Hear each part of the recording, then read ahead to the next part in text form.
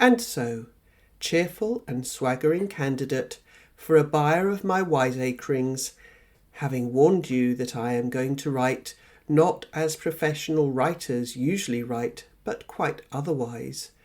I advise you, before embarking on the reading of my further expositions, to reflect seriously, and only then to undertake it.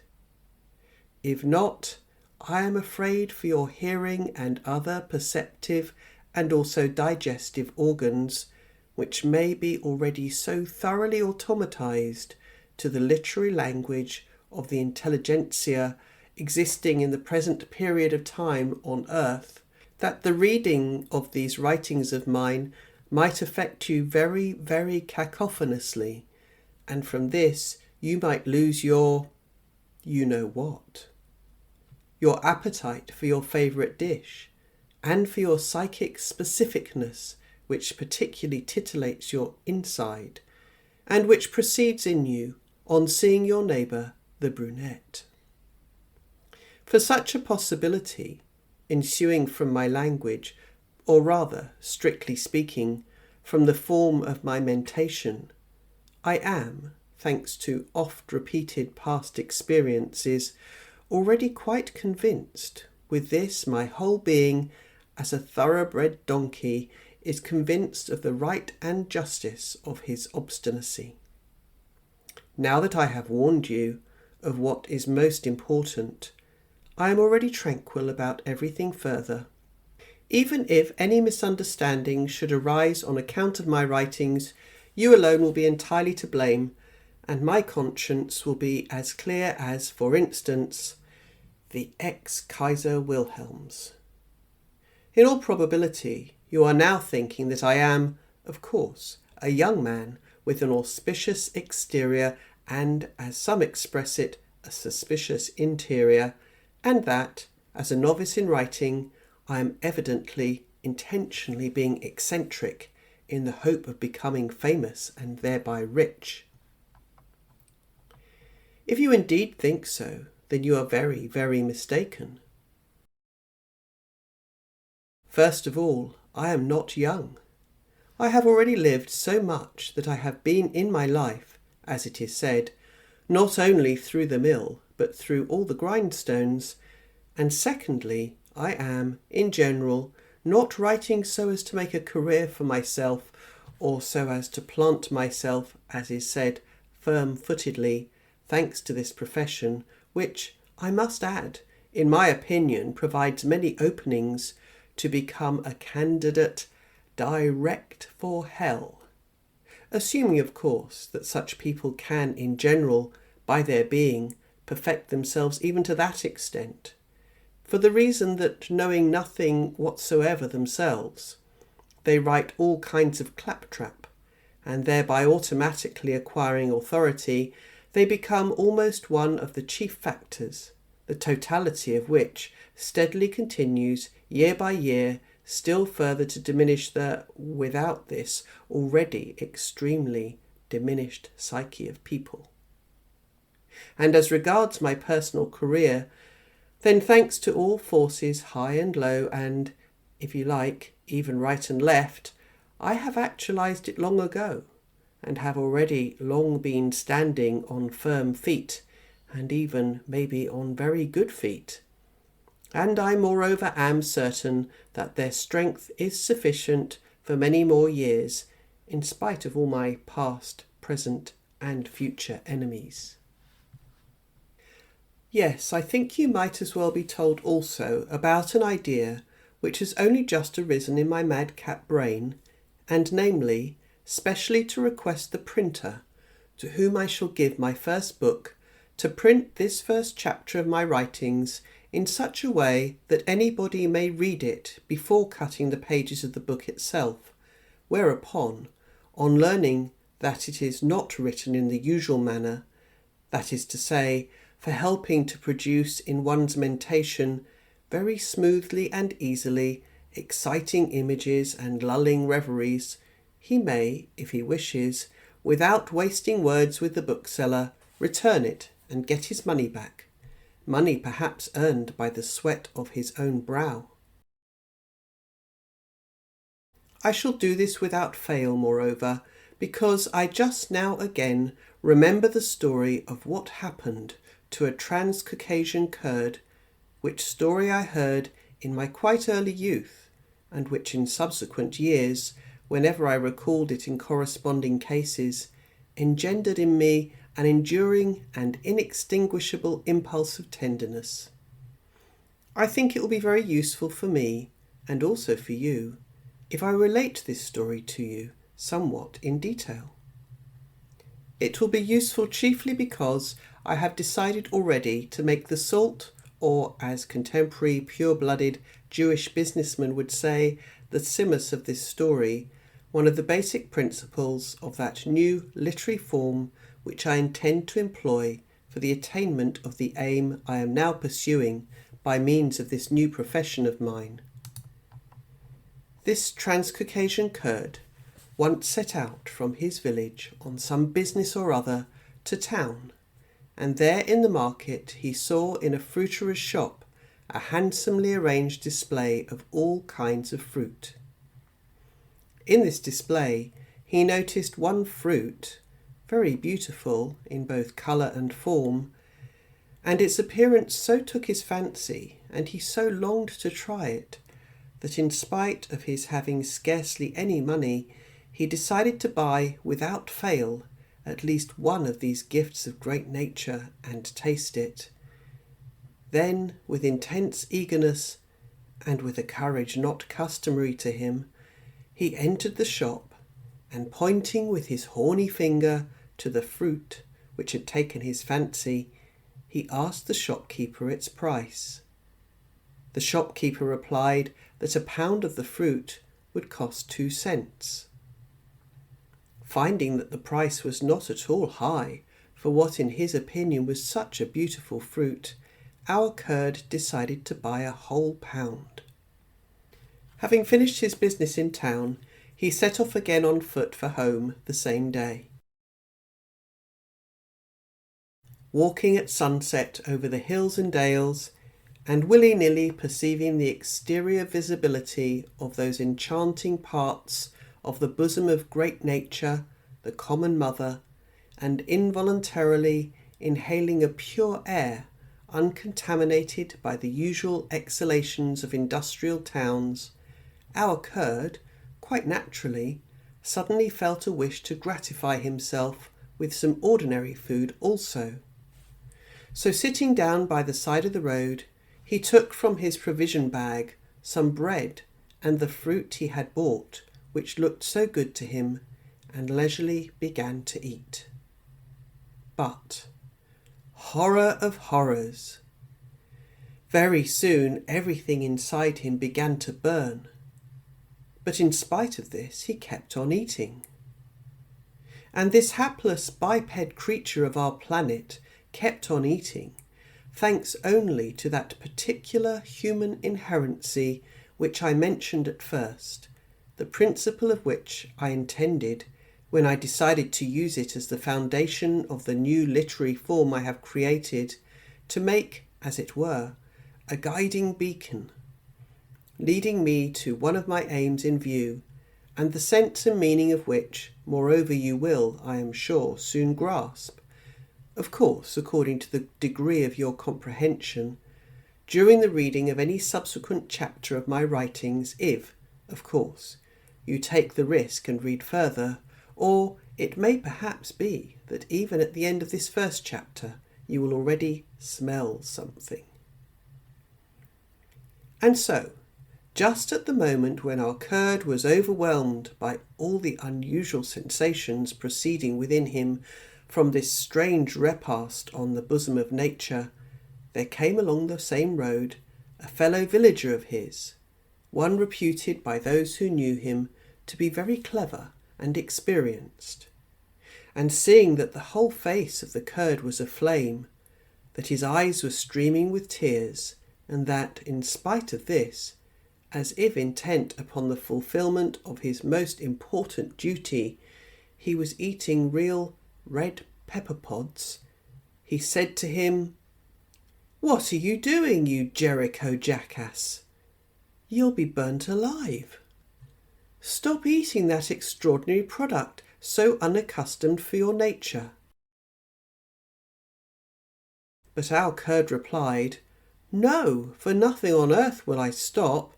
Didn't I pay my last 2 cents for them? Even if my soul departs from my body, I shall still go on eating." Whereupon our resolute curd, it must of course be assumed that he was such, did not stop, but continued eating the red pepper pods. After what you have just perceived,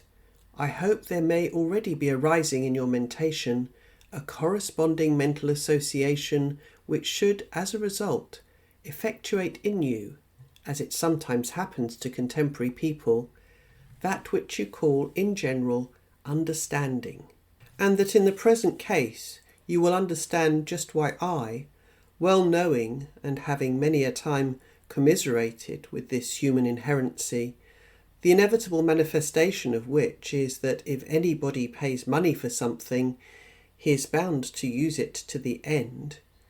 was animated in the whole of my entirety with the idea, arisen in my mentation, to take every possible measure in order that you, as is said, my brother in appetite and in spirit, in the event of your proving to be already accustomed to reading books, though of all kinds, yet nevertheless only those written exclusively in the aforesaid language of the intelligentsia, having already paid money for my writings, and learning only afterwards that they are not written in the usual convenient and easily read language, should not be compelled, as a consequence of the said human inherency, to read my writings through to the end at all costs, as our poor Transcaucasian curd was compelled to go on with his eating of what he had fancied for its appearance alone, that not to be joked with noble red pepper. And so, for the purpose of avoiding any misunderstanding through this inherency, the data for which are formed in the entirety of contemporary man, thanks evidently to his frequenting of the cinema, and thanks also to his never missing an opportunity of looking into the left eye of the other sex, I wished that this commencing chapter of mine should be printed in the said manner, so that everyone can read it through without cutting the pages of the book itself. Otherwise the bookseller will, as is said, cavil, and will, without fail, again turn out to act in accordance with the basic principle of booksellers in general, formulated by them in the words, "You'll be more of a simpleton than a fisherman if you let go of the fish which has swallowed the bait, and will decline to take back a book whose pages you have cut." I have no doubt of this possibility. Indeed, I fully expect such lack of conscience on the part of booksellers. And the data for the engendering of my certainty as to this lack of conscience on the part of these booksellers were completely formed in me when, while I was a professional Indian fakir, I needed for the complete elucidation of a certain ultra-philosophical question also to become familiar, among other things, with the associative process for the manifestation of the automatically constructed psyche of contemporary booksellers and of their salesmen when palming off books on their buyers. Knowing all this, and having become, since the misfortune which befell me, habitually just and fastidious in the extreme, I cannot help repeating, or rather, I cannot help again warning you, and even imploringly advising you, before beginning to cut the pages of this first book of mine, to read through very attentively, and even more than once, this first chapter of my writings. But in the event that, notwithstanding this warning of mine, you should nevertheless wish to become acquainted with the further contents of my expositions, then there is already nothing else left for me to do but to wish you with all my genuine soul a very, very good appetite, and that you may digest all that you read, not only for your own health, but for the health of all those near you. I said with my genuine soul, because recently living in Europe and coming in frequent contact with people who on every appropriate and inappropriate occasion are fond of taking in vain every sacred name which should belong only to man's inner life, that is to say,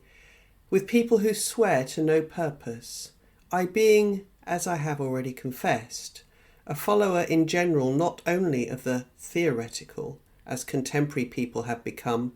but also of the practical sayings of popular wisdom, which have become fixed by the centuries,